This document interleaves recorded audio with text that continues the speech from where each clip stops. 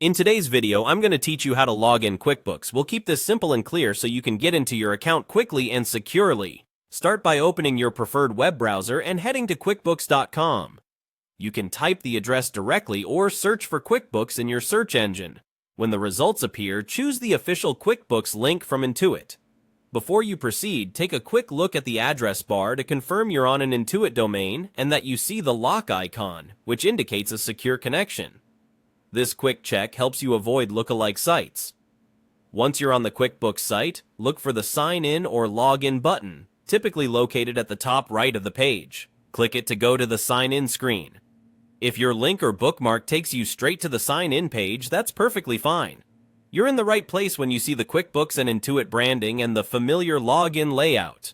On the Sign In screen, enter your password for your account, then select Continue. If your browser recognizes your account, you may see your account name or email hinted above the password field so you know you're signing into the correct profile. Take a moment to double check your password before continuing. Make sure caps lock isn't on, and if you're using copy and paste, avoid extra spaces at the beginning or end. If there's a show or hide option for the password, it can be helpful to reveal it briefly to confirm everything is correct, especially if you're logging in on a new device. For security, avoid logging in from public or shared computers. If you use a password manager, let it fill your password only on the official Intuit page.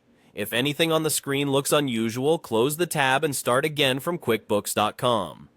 Staying cautious protects your account. After you click Continue, QuickBooks will verify your details and load your account. You should then arrive at your QuickBooks dashboard, ready to get to work. If you sign in regularly, consider bookmarking the sign-in page so you can get there faster next time.